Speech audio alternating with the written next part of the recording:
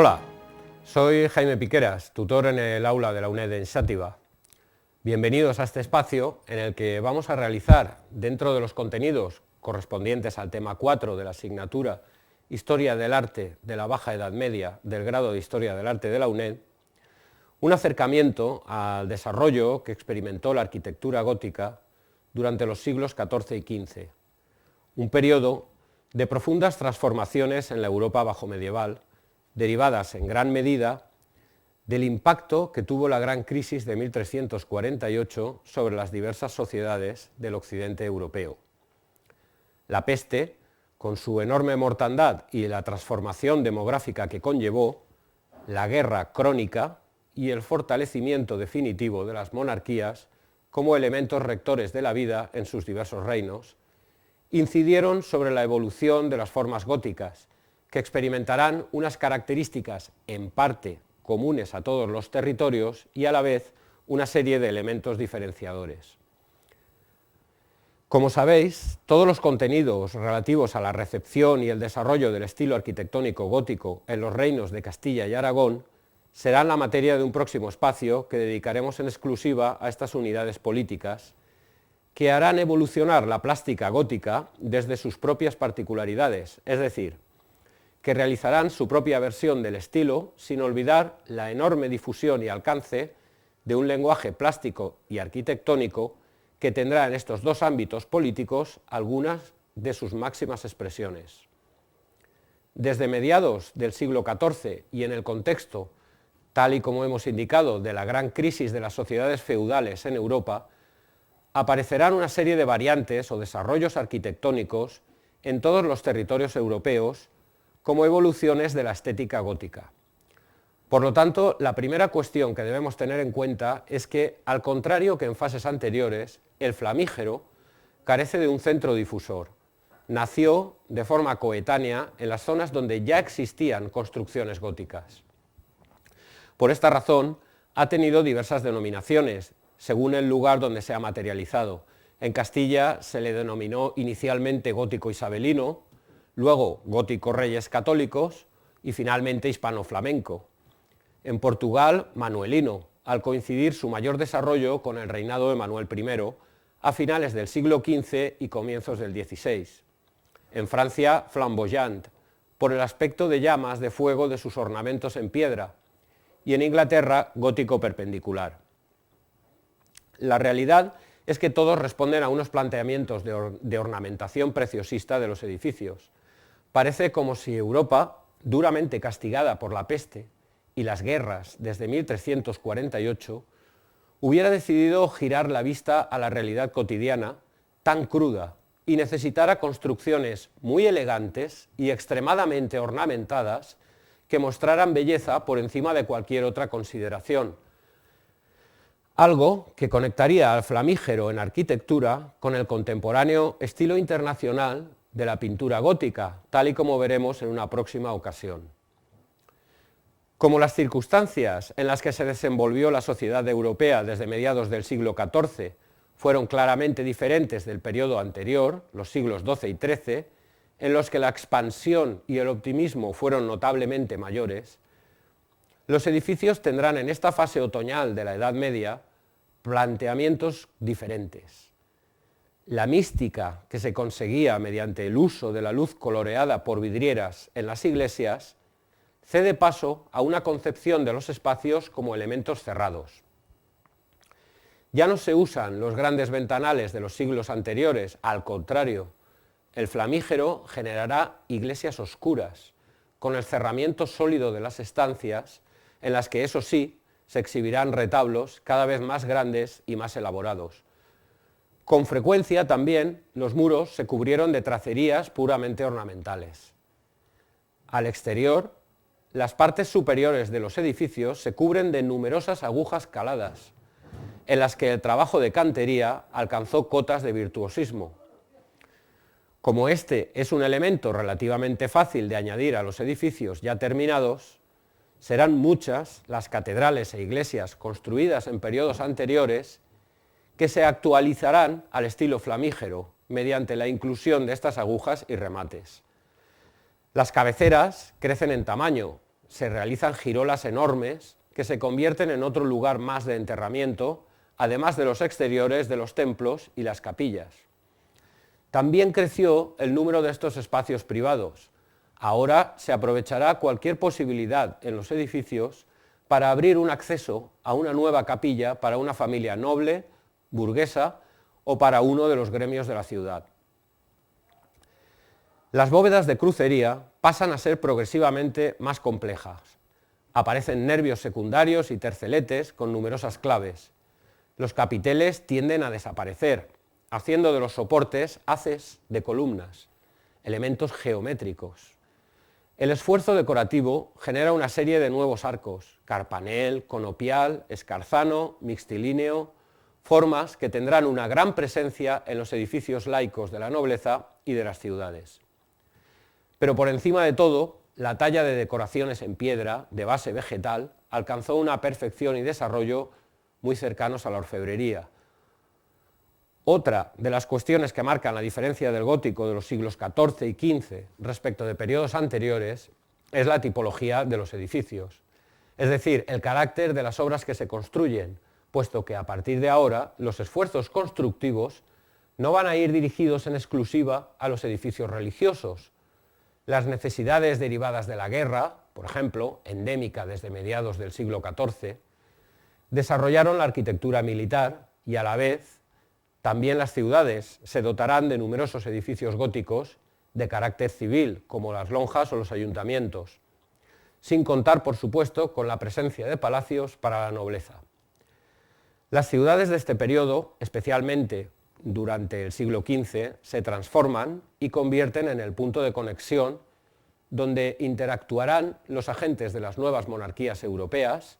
cada vez más potentes, con una nobleza en transformación y unas élites burguesas salidas del comercio y de la manufactura,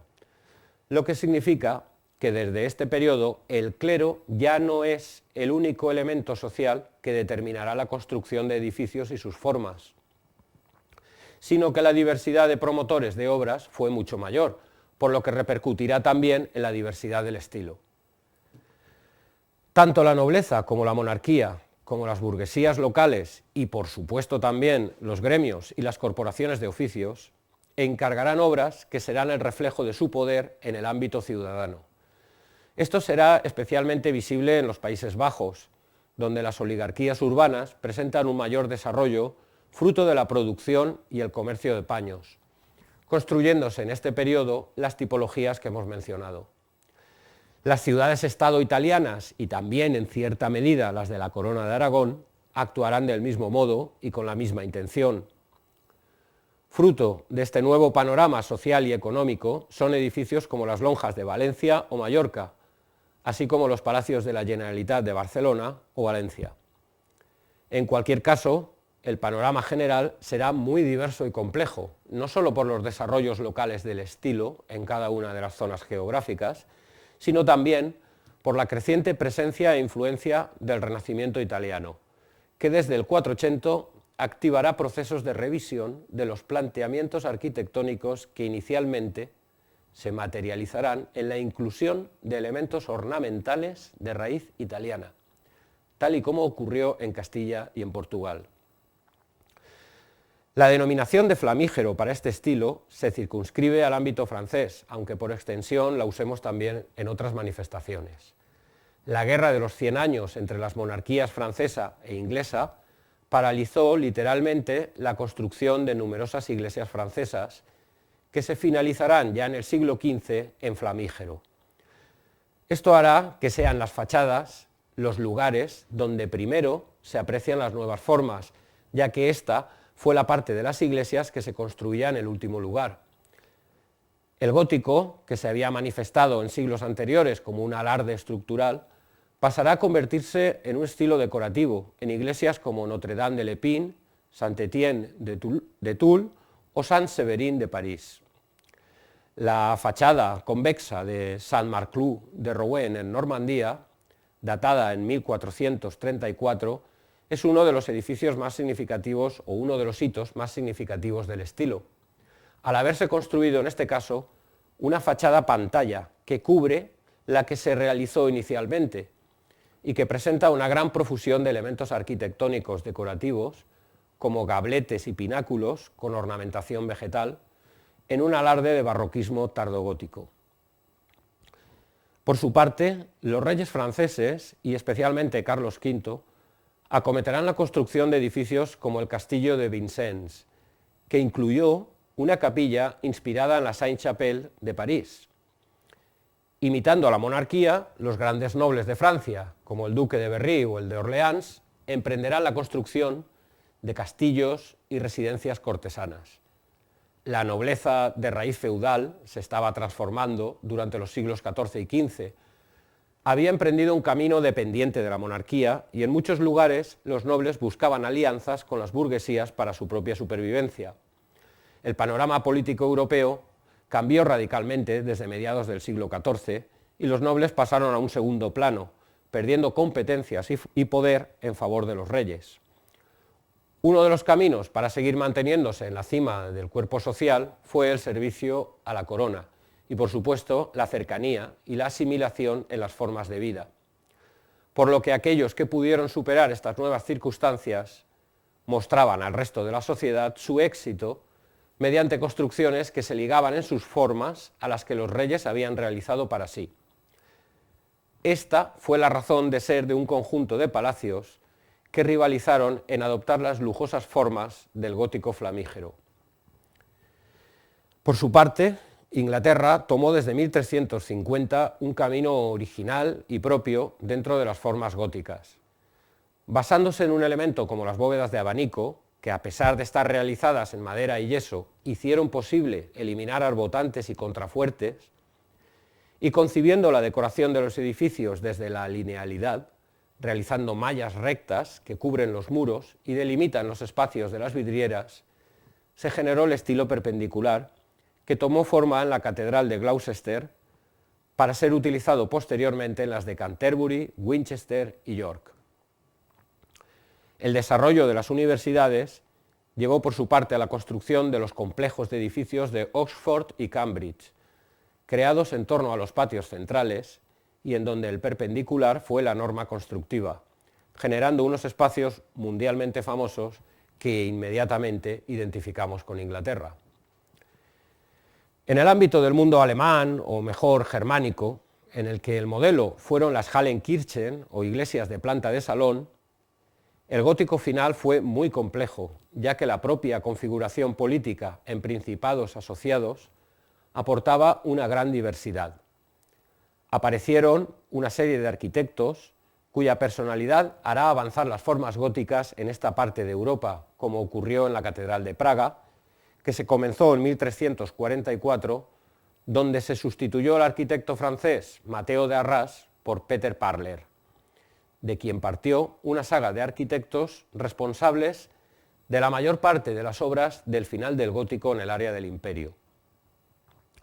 Como dato significativo de la tendencia de Parler,